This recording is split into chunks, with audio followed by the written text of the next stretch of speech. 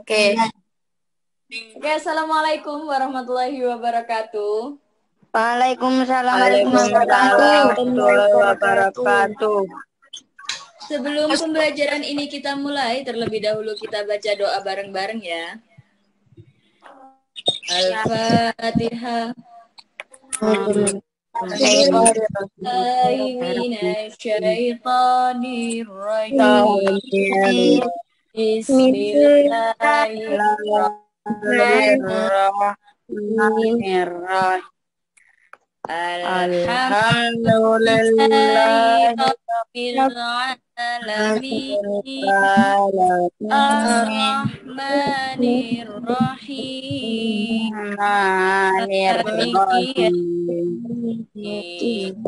Iyyaka na'budu wa iyyaka nasta'in. Ihdinas siratal mustaqim. Siratal Siratal mustaqim. ladzina an'amta Siratal ladzina an'amta alaihim ghairil maghdubi alaihim.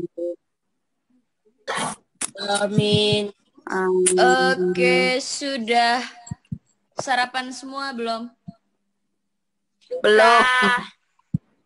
Masa habis banyak omong belum sarapan? Oke. Belum, Bu. Belum mandi juga?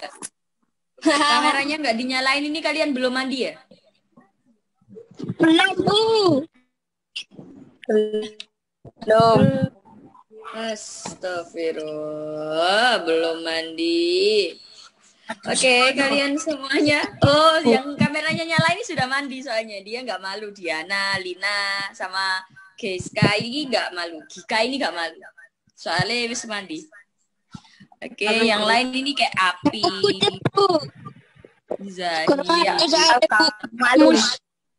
Oh ya. Aduh sih. Oke. Mari atuh sauket mantuk, Bu. Masih ingat nggak kita kemarin belajar Khulafaur Rasyidin. Kemarin. Khulafaur Rasyidin. Kemarin. Harus sih. Tentang keluarga Nabi. Itu Nabi Muhammad, tentang Nabi Muhammad dan sahabatnya. Tentang Nabi Muhammad, keluarga Nabi, kata Diana. Hari ini baru kita akan belajar tentang sahabat Nabi, ya, tentang Khulafaur Rasyidin. Kita masih ada di tema 5. Ya, kita masih ada di tema 5 pelajaran tentang akhlak, meneladani akhlak Rasulullah dan para sahabatnya. Oke, hari ini kita akan belajar tentang Khulafaur Rasyidin. Kira-kira ada yang tahu nggak Khulafaur Rasyidin itu ada berapa orang? Tahu, Bu. Ada. Tahu ada. 18. Sik. 5 goyane, Bu, 5. 5. Mbok sih. 10. 5 goyane, Bu. Khulafaur Rasyidin ada berapa? 5. 15. Tambah 15 ya, tambah salah. 4. Ya, Khulafaur Rasyidin ada 3. Tambah 3. 4. Oke, kalian masih bingung, ada 3, ada 4, ada 15. Kita lihat aja ya materi hari ini. Oke, Bu Vicky share videonya. Kalian semuanya bingung, ini materi ada 3, 4, 5. Ini nanti kalian lihat videonya baru kalian ngerti. Kira-kira Khulafaur Rasyidin itu ada berapa ya? Coba diperhatikan videonya baik-baik. Di sini kita akan belajar tentang kepemimpinan Abu Bakar dan Umar. Karena Khulafaur Rasyidin ini ada 4, kita bagi 2-2.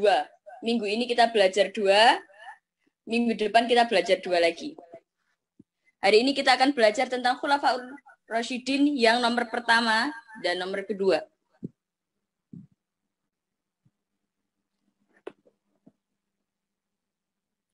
Oke, Khulafaur Rasyidin yang nomor pertama itu adalah Abu Bakar. Ya, Abu Bakar adalah khalifah pertama setelah Nabi Muhammad SAW wafat. Beliau dilahirkan pada tahun 571 Masehi. Nama lengkap beliau adalah Abdullah bin Abi Huwafah At-Taimi. Gelar Abu Bakar itu bukan nama asli, ya. Gelar Abu Bakar diberikan oleh Nabi Muhammad SAW karena ia adalah paling cepat masuk Islam. Jadi Abu Bakar ini orang yang pertama kali masuk Islam. Di sini gelar Asidik yang diberikan karena ia selalu membenarkan Nabi Muhammad SAW.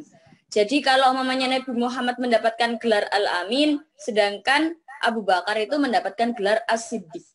Siddiq itu artinya benar. Setiap perkataan Rasulullah selalu dibenarkan sama Abu Bakar. Iya, Rasulullah itu selalu bilang seperti ini. Nah itu adalah kalimat pembenaran dari Abu Bakar. Dalam berbagai peristiwa, terutama membenarkan Isra Mi'raj. Sekarang siapa yang percaya, apalagi orang-orang kafir nih, diceritain tentang Isra Mi'raj. Dalam sehari semalam kamu bisa berubah tempat di negara yang berbeda. Pakai buruk ya. Buruk kan ada yang bilang wajahnya seperti perempuan cantik tapi badannya apa? Kuda terbang. Seperti kuda terbang, ada yang bilang seperti itu kan. Nah, di situ orang-orang masa percaya sih, apalagi orang kafir. Kan nggak ada yang percaya. Tapi di sini Abu Bakar membenarkan semua perkataan Rasulullah. Jadi memang dalam sehari semalam Rasulullah bisa pindah negara. Bahkan naiknya naik buruk yang secepat kilat atau secepat cahaya. Nah itu. Secepat melebihi cahaya. Apa? Melebihi cahaya. Mana ada orang-orang ngerti, apalagi orang kafir yang nggak ada percaya dong kalau orang-orang kafir seperti itu. Nah, di sini Abu Bakar itu benar-benar percaya sama omongannya Rasul.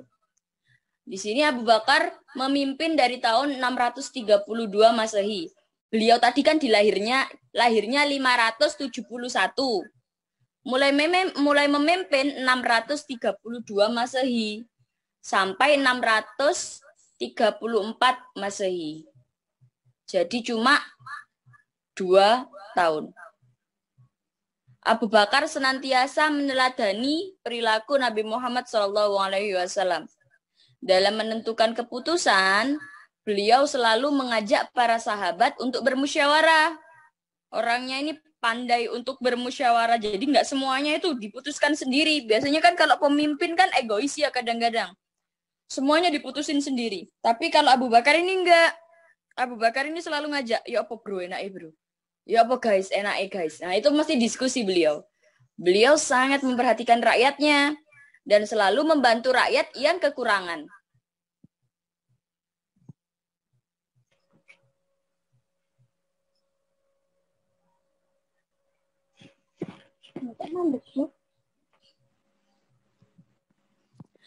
Di sini Abu Bakar itu kan yang pertama kali masuk Islam. Nah, pada suatu hari ada seorang perempuan yang kesusahan. Sehingga Abu Bakar ini berniat untuk menolong. Hai Abu Bakar, apakah engkau masih dapat menolong kami memerah susu kambing seperti sebelum menjadi khalifah? Padahal khalifah itu ibaratnya presiden ya. Jadi kalau pemimpin orang Arab ya, kalau Nabi Muhammad telah selesai jadi presiden karena wafat, setelah itu kan digantikan sama Abu Bakar. Jadi khalifah itu kan pemimpin, sama kayak presiden gitu. Jadi ada orang yang tanya, apakah Abu Bakar ini berubah sikapnya setelah menjadi seorang pemimpin? Makanya ada perempuan tanya seperti itu. Mau nggak kamu memerah susu kambing? Sekarang presiden disuruh memerah susu kambing. Biasanya kan mau aku sudah dipangkat, pangkatku tinggi, aku sudah punya jabatan, kok aku sudah dikongkon memerah susu. Tapi di sini Abu Bakar mau. Ya, insya Allah aku akan tetap bersedia menolong kamu. Nah itu.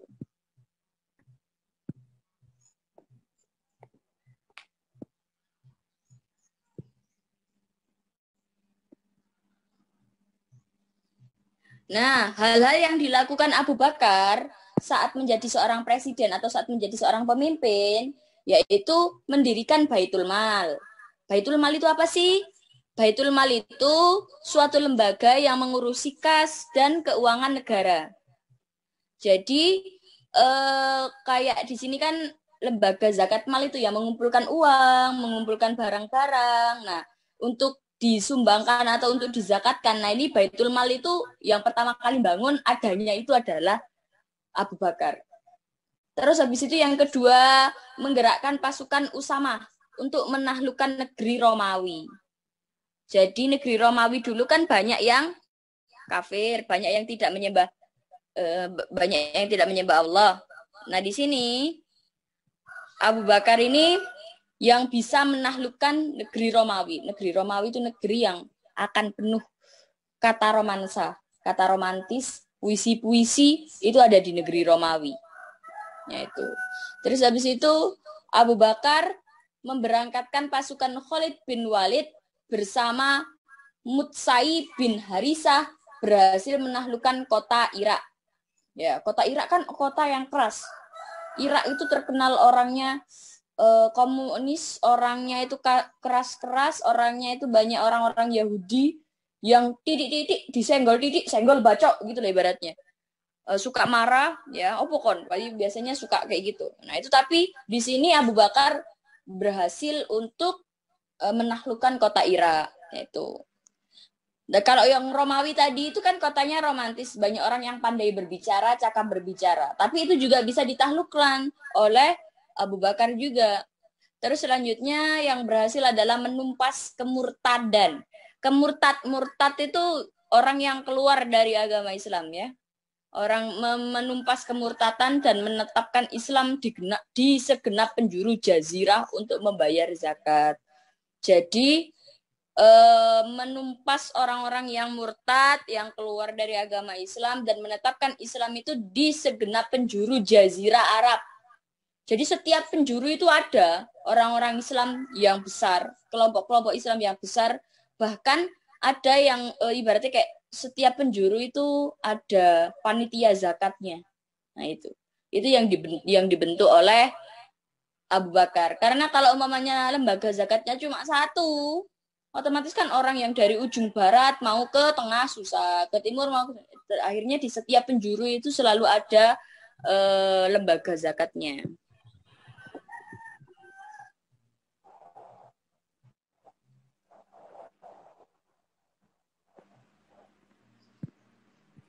Di sini kita dapat mengambil kesimpulan bahwasanya apa aja sih yang bisa kita ambil dari perilaku Abu Bakar. Yang pertama, Abu Bakar itu orang yang paling lemah lembut.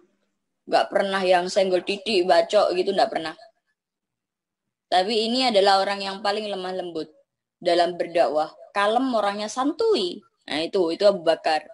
Yang kedua, itu adalah orangnya paling sabar dalam menghadapi cobaan saat berdakwah. Ya. Jadi meskipun ditolak banyak orang, meskipun dimusuhi banyak orang, si Abu Bakar ini orangnya sabar. Yang kedua, pantang menyerah dan dalam melanjutkan dakwah Rasulullah. Yang ketiga adalah orangnya ikhlas, mendermakan hartanya. Derma itu suka membagi ya. Ikhlas mendermakan hartanya untuk kepentingan Islam. Jadi beliau itu suka mengeluarkan kalau ada kepentingan Islam itu pakai uang sendiri, pakai uang pribadi. Nah itu. Selanjutnya adalah adil. Kok ikhlas lagi? Adil dan bijaksana dalam memimpin umat Islam. Ya, orangnya paling adil, paling bijaksana. Kan tadi kalau berembuk, ayo guys, ya apa enak guys? Ayo bro, ya apa iki solusinya kayak gimana? Nah itu bisa diomongin baik-baik kalau sama Abu Bakar. Adil dan bijaksana dalam memimpin umat Islam dan selalu bermusyawarah dalam mengambil keputusan itu.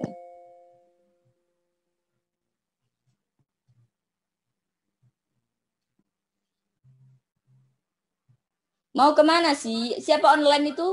Namanya siapa namanya? Online itu. Sabar dah, ini materinya belum selesai. Selanjutnya adalah kepemimpinan Umar bin Khattab. Dia Noval ini. Mau kemana sih, Val? Mau pergi, Tana? Gowo poe. Terus habis itu kepemimpinan Umar bin Khattab. Ya, di sini Umar bin Khattab itu adalah orang yang paling keras, orang yang paling kejam sebelum masuk Islam. Jadi orangnya keras, orangnya kejam, orangnya suka gulat, suka bertengkar. Di sini sebelum masuk Islam, Umar sangat menentang ajaran Islam.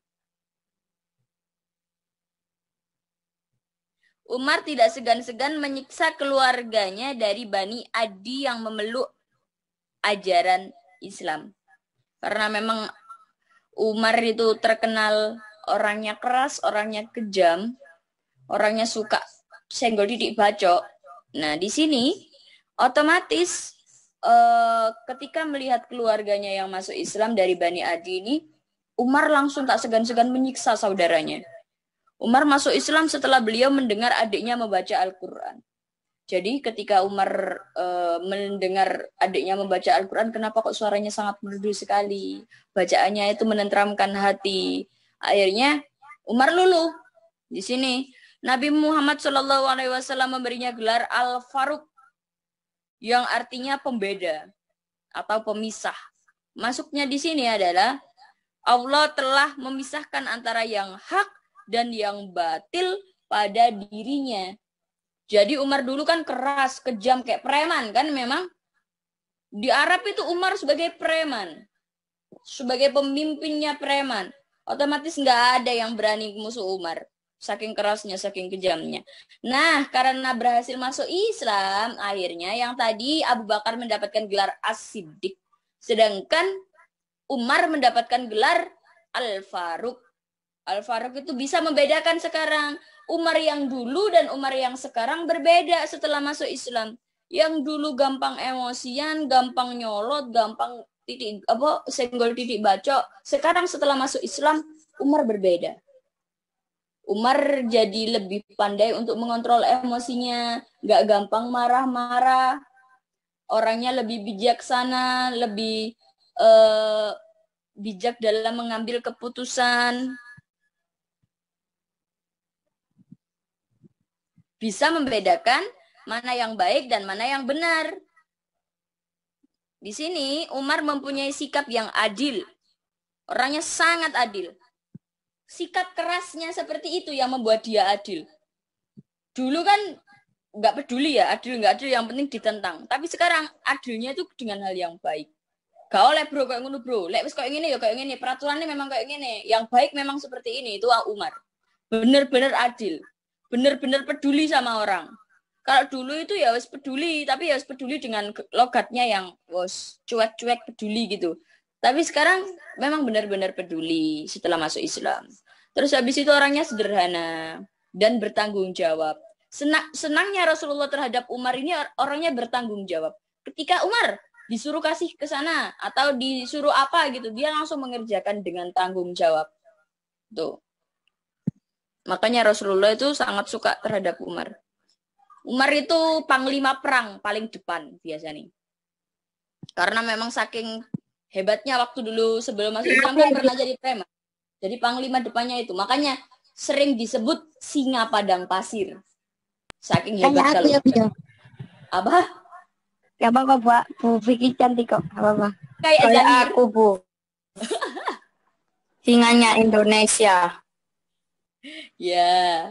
Terus habis itu Khalifah Umar bin Khattab itu menyuruh anaknya untuk mematikan lampu di dalam ruangan atau kantor khalifah. Karena lampu itu dibiayai oleh negara. Sedangkan kedatangan anaknya untuk keperluan pribadi keluarganya. Jadi kalau umpamanya ketemu keluarga ya di dalam ruangan, Umar itu gak gelem. Apalagi ngarani pakai lampu. Udah dimatiin aja, kamu lo bukan urusan kerjaanku, kamu keluargaku. Umar bisa membedakan itu secara profesional ya.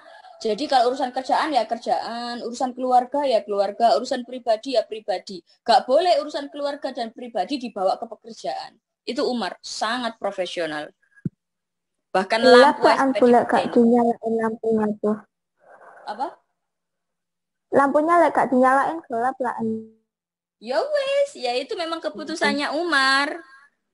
Umar memang nggak mau, soalnya anaknya kan bukan kerja. Urusan hubungan sama anak kan urusan keluarga. Harusnya gitu. Makanya Umar itu benar-benar sangat adil. Sangat sederhana. Ya itu. Pernah suatu saat beliau berkata, ketika ia melihat kondisi jalan yang rusak, aku akan segera perbaiki jalan itu. Sebab aku takut diminta pertanggungjawaban di hadapan Allah nanti. Hanya karena ada seekor unta yang terjungkal. Jadi, waktu kepemimpinannya Umar, waktu Umar jadi presiden, jalan aja sampai diperbaiki. Takut. Nanti kalau suatu saat orang jatuh, jangankan orang jatuh, sampai hewan jatuh aja, Umar takut. Takut apa? Takut mendapat pertanggungjawaban nanti di akhirat. Jadi Umar itu merasa setiap kali di sekitarnya atau di wilayahnya atau di negaranya, kalau sampai ada terjadi sesuatu yang tanggung jawab adalah pemimpin negara. Jadi gak enak nak, jadi seorang pemimpin itu, ya, contoh jadi pemimpin ketua kelas ataupun wali kota ataupun apapun itu. Jadi kalau ada sesuatu yang terjadi, yang tanggung jawab siapa? Yang tanggung jawab adalah seorang pemimpin. Enak Bu bisa nyenongi duit rakyat. Ya Allah, ya tambah gak boleh toh. Wong ini aja nanti tambah pertanggungjawabannya tambah besar. Pertanggungjawabannya tambah besar. Tangannya malah gitu. Kayak tikus bertasi ya kok.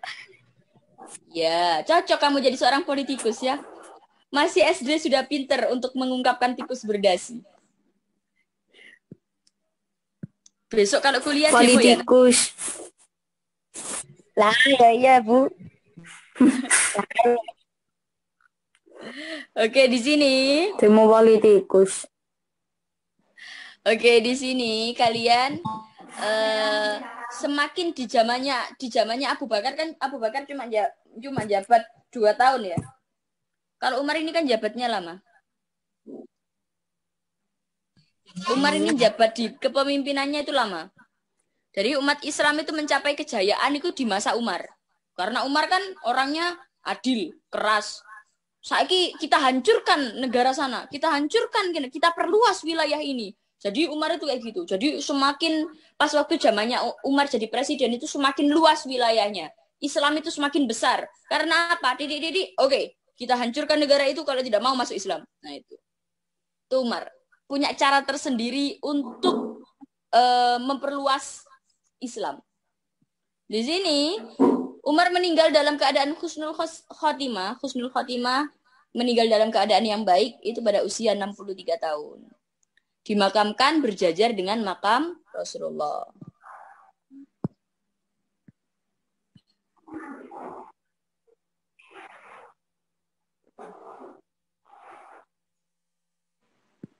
Dari sini kita bisa mempelajari apa aja sih perilaku yang bisa kita pelajari dari Umar.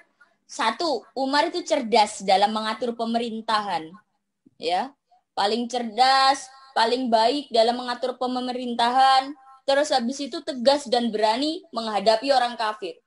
Lek oleh lek gak oleh itu Umar. Terus habis itu berwibawa. Saking berwibawanya ketika Umar lewat itu biasanya orang-orang nunduk. Kayak santri musuh Pak Kiai gitu loh. Nah itu Umar itu kayak gitu. Berwibawa itu ya apa sih Bu kok bingung dewe aku.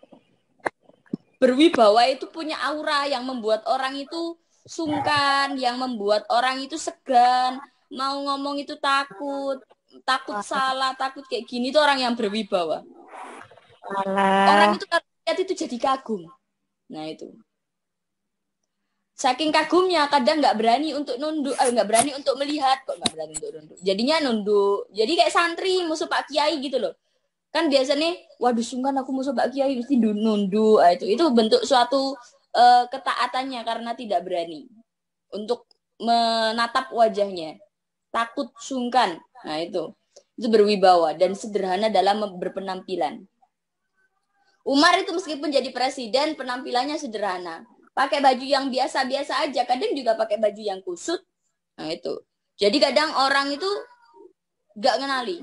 Nah pas pada waktu itu tuh gini, Umar duduk di bawah pohon lagi capek habis perjalanan kemana gitu. Terus habis itu ada seseorang yang belum masuk Islam, orangnya orang kafir. Itu lagi bicarain soal Umar, tapi Umar kan nggak kelihatan kalau itu seorang presiden karena nggak pernah pakai baju mewah. Umar itu cuma duduk-duduk aja sambil bersama sahabat-sahabat yang lain di bawah pohon. Terus habis itu ada orang kafir itu lewat. Katanya yang namanya Umar itu yang menjadi pemimpin yang baru itu, nah biasanya kayak gitu. Itu orangnya pandai bergulat, orangnya keras, orangnya kejam. Masa aku nggak percaya soal seperti itu. Orang yang keras, yang kejam kok bisa jadi seorang pemimpin? Apalagi katanya pemimpin orang Islam. Gitu. Umar kan ada di situ. Umar kan nggak kelihatan kalau Umar itu presiden. Umar kan suka ibaratnya suka nyamar gitu loh. Itu Umar. Jadi karena orang-orang itu lewat di depannya, para sahabat sudah mau berdiri. Terus ditahan sama Umar. Sudah, berhenti dulu. Kita dengerin aja apa dia mau ngomong apa tentang saya. Bilang kayak gitu. Nah, di situ baru sudah selesai orangnya ngomong, jelek-jelekin Umar dan lain sebagainya. Umar datang. Salaman. Assalamualaikum. Ya gak dijawab orang situ itu. Terus habis itu ibaratnya kayak kamu siapa gitu loh. Orang-orang kafirnya itu bilang kayak gitu. Kamu siapa? Kok kayak kenal aku, padahal aku juga nggak kenal kamu. Orang kafirnya itu kayak gitu. Terus habis itu Umarnya tetap mengajak untuk masuk Islam.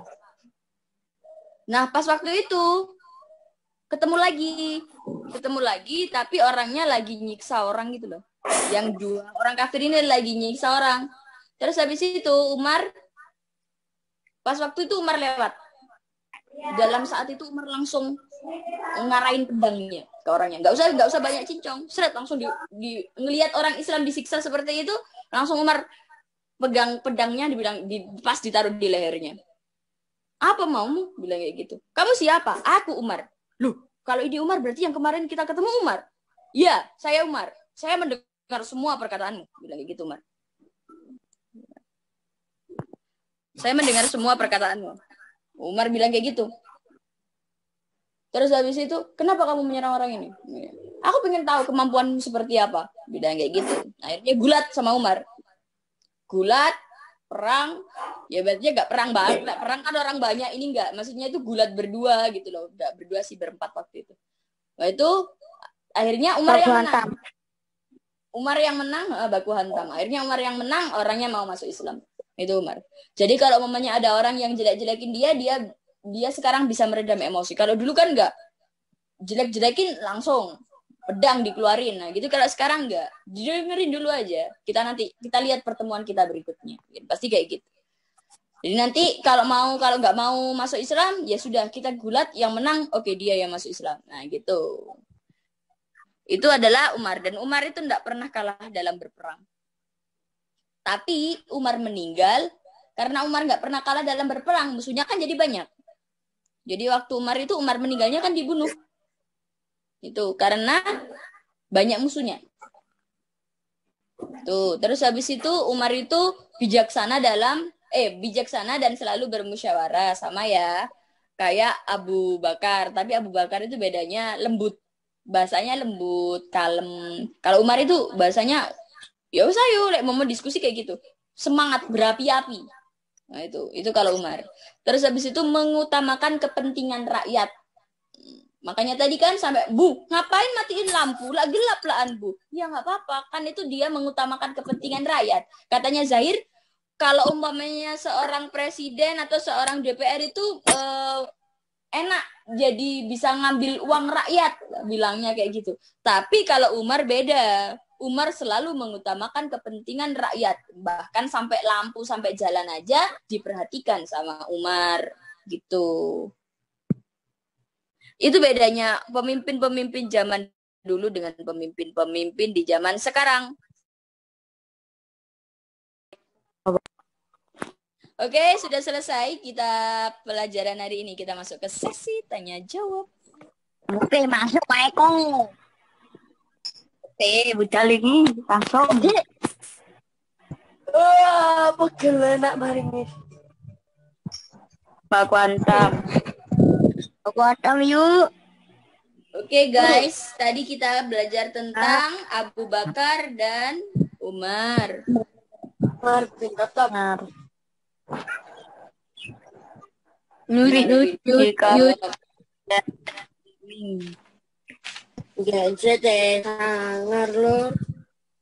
Kita masuk ke sesi pertanyaan. Zaid. Abu Bakar. Abu Bakar. Woi. Abu Bakar dilahirkan tahun berapa?